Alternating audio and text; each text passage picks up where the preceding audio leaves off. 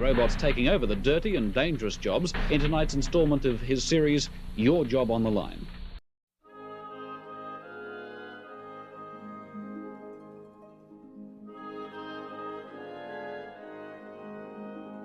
Jauh sebelum kata robot terlahir dalam kosakata modern, dan jauh sebelum rangkaian kode digital menghidupkan mesin-mesin pintar, imajinasi manusia telah melahirkan konsep tentang makhluk atau mesin buatan yang mampu bergerak dan bertindak layaknya kehidupan.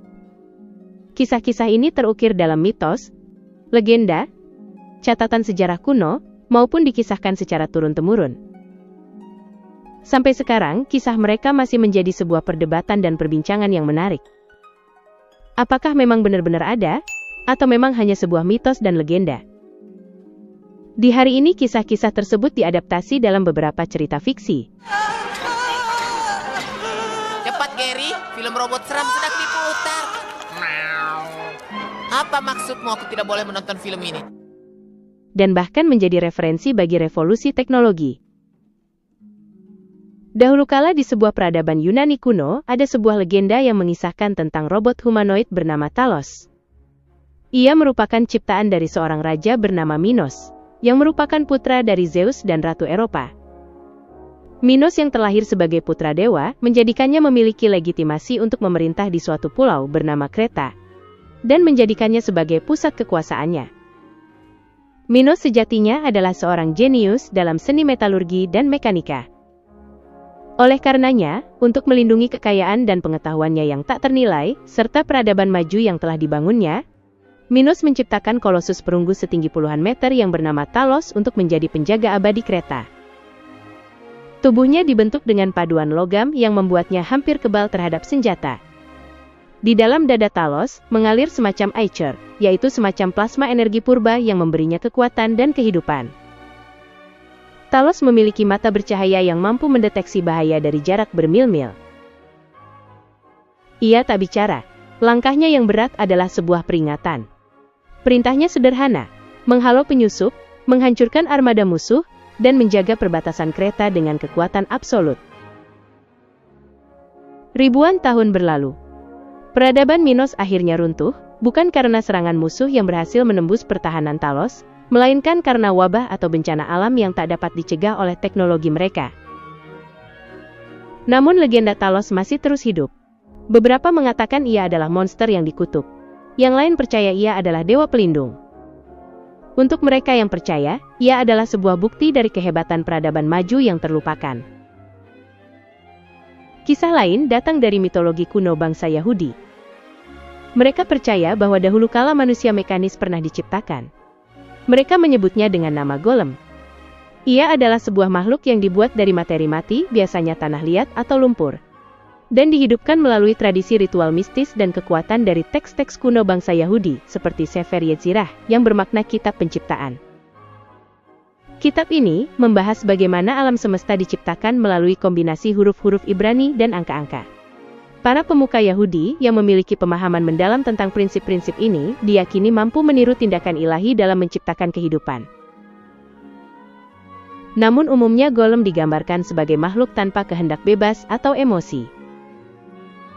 Terlepas dari benar atau tidaknya cerita tersebut, ia adalah representasi purba dari gagasan tentang entitas buatan yang melayani.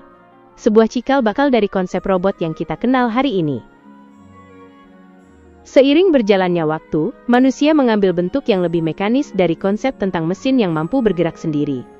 Dan dari situlah lahir istilah automaton. Dari zaman kuno hingga abad pertengahan, para penemu dan seniman mulai menciptakan perangkat-perangkat rumit yang mampu bergerak sendiri. Automaton ini digerakkan melalui mekanisme roda gigi, pegas, air, dan beberapa tenaga lainnya. Ini adalah sebuah bukti kecerdikan manusia, dan langkah awal menuju pemahaman tentang penguasaan mekanika. Sekitar abad ke-10 sebelum Masehi, ada kisah yang cukup terkenal dari Tiongkok. Dikisahkan kala itu seorang insinyur yang bernama Yan Shi menciptakan sebuah humanoid seukuran manusia untuk dipersembahkan kepada raja yang berkuasa kala itu.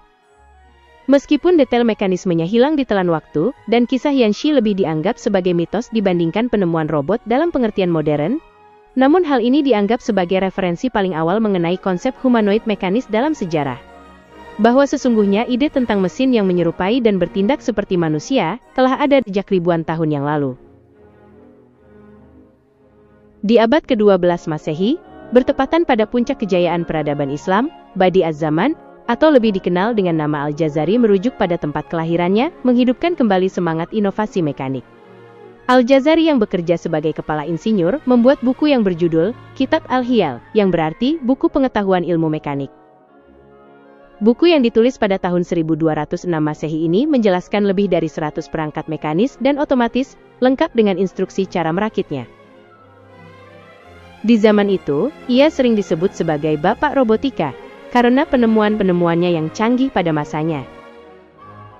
Meskipun banyak penemuannya mungkin tampak sederhana di mata modern, konsep dan mekanisme yang dikembangkan Al-Jazari adalah fondasi bagi banyak teknologi modern. Karyanya tidak hanya menginspirasi ilmuwan dan insinyur di dunia Islam, tetapi juga diterjemahkan dan dipelajari di Eropa, memengaruhi perkembangan teknologi selama abad pertengahan dan Renaissance. Barulah pada era revolusi industri gagasan tentang mesin bergerak mengalami transformasi yang radikal. Peralihan dari tenaga manusia dan hewan ke kekuatan mesin uap membuka babak baru dalam sejarah peradaban. Mesin-mesin besar menggantikan pekerjaan manual dan mengubah lanskap industri secara keseluruhan. Meskipun belum sepenuhnya otonom, mesin-mesin ini menjadi fondasi bagi perkembangan teknologi modern. Dari mitos tentang Talos, Golem, dan legenda tentang manusia buatan dari Tiongkok hingga inovasi mekanik di dunia Islam, jejak langkah menuju era robotika telah terukir jauh sebelum istilah itu sendiri diciptakan. Kisah-kisah ini adalah bukti abadi dari rasa ingin tahu serta kemampuan berpikir manusia yang merupakan sebuah perjalanan panjang dari sebuah imajinasi menuju inovasi tanpa batas. Sign here. Perjalanan kata robot dimulai di sebuah panggung teater yang dipentaskan di Praha, Cekoslowakia. Tepatnya pada tanggal 2 Januari tahun 1921. Dramawan yang cukup terkenal bernama Karel Čapek menulis sebuah drama berjudul RUR, yang merupakan singkatan dari Rossum's Universal Robots. Drama ini mengisahkan tentang sebuah pabrik yang menciptakan pekerja buatan menyerupai manusia untuk melakukan pekerjaan berat, bertujuan membebaskan manusia dari kerja keras. Namun, cerita ini berujung pada pemberontakan dan konsekuensi tak terduga. Menariknya, dalam penamaan kata robot ini, saudaranya lah yang memberi usulan untuk menggunakan kata robot. Čapek sendiri awalnya ingin menggunakan kata labori, yang dalam bahasa Latin berarti kerja, sebelum ia berkonsultasi dengan saudaranya yang bernama Joseph Čapek. Menurutnya, kata robot lebih cocok digunakan karena memiliki makna yang lebih kuat, dan beresonansi dengan akar budaya mereka. Dalam bahasa Ceko, robota secara harfiah berarti kerja paksa, atau kerja keras yang membosankan. Kata ini sangat cocok untuk menggambarkan makhluk-makhluk buatan yang diciptakan untuk menjadi budak pekerjaan manusia. Ketika drama RUR dipentaskan dan sukses besar, baik di Ceko maupun internasional, kata robot dengan cepat diadopsi ke dalam berbagai bahasa di seluruh dunia. Dan sejak saat itu, robot menjadi istilah universal untuk menggambarkan mesin otomatis yang mampu melakukan tugas-tugas yang biasanya dilakukan oleh manusia. Kata robotics juga dicetuskan oleh seorang penulis fiksi ilmiah Amerika bernama Isaac Asimov dalam sebuah cerpen berjudul Runabout. Asimov memperkenalkan peran robot dalam masyarakat sebagai pelayan manusia dan melihat robot sebagai ras yang lebih baik dan lebih bersih. Baik dalam drama Rossum's Universal Robots maupun dalam cerpen berjudul Runabout, tidak hanya menjadi tonggak penting dalam sejarah fiksi ilmiah, tetapi juga menjadi titik awal bagi evolusi pemahaman kita tentang robot. Memasuki tahun 1950-an, semangat inovasi terus membara. Kreasi-kreasi robot terus bermunculan. George Charles Devol, seorang insinyur dari Louisville, Kentucky, mengembangkan sebuah konsep revolusioner, lengan mekanik yang dapat diprogram untuk melakukan tugas berulang di lingkungan pabrik. Ia menyebutnya program article transfer, dan pada tahun 1954 ia berhasil memperoleh patennya. Ide ini sangat maju untuk zamannya, sebuah mesin yang mampu memindahkan beban berat secara otomatis dan presisi, menggantikan pekerjaan berbahaya dan repetitif. Meskipun Devol memiliki visi besar, ia menyadari bahwa ia membutuhkan mitra yang mampu mewujudkan penemuannya secara komersial. Pada tahun 1956, takdir mempertemukan De Vol dan Joseph Engelberger, yang merupakan seorang insinyur dan pengusaha dengan latar belakang fisika dan teknik elektro di sebuah pesta di Westport, Connecticut. De Vol menceritakan tentang patennya, dan Engelberger langsung melihat potensi luar biasa dari ide tersebut. Kemudian mereka mendirikan perusahaan robotika industri pertama di dunia yang bernama Unimation, Universal Automation, pada 1957. Dari kolaborasi ini lahirlah Unimed, robot industri pertama yang berhasil secara komersial. Keberhasilannya kemudian menjadi sebuah tanda dimulainya era otomatisasi industri.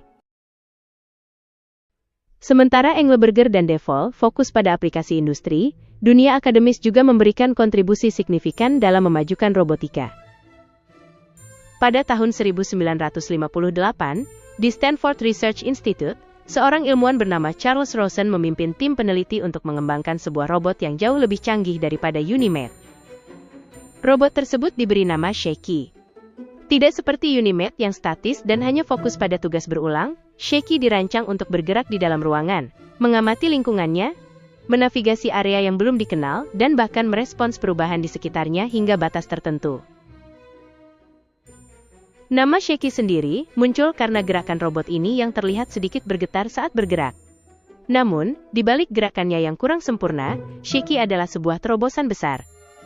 Ia adalah salah satu robot pertama yang menunjukkan kemampuan navigasi dan interaksi dengan lingkungan secara mandiri, meletakkan dasar bagi pengembangan robotika yang lebih cerdas dan otonom di masa depan. Periode 1980 hingga 2000 adalah masa yang krusial dalam evolusi robotika. Robot-robot yang dulunya sederhana dan terbatas, kini menjelma menjadi mesin yang lebih canggih.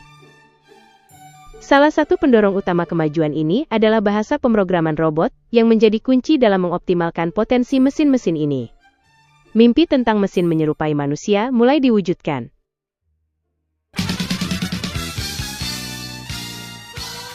Jepang, kala itu, menjadi salah satu negara yang masif dalam pengembangan robotika.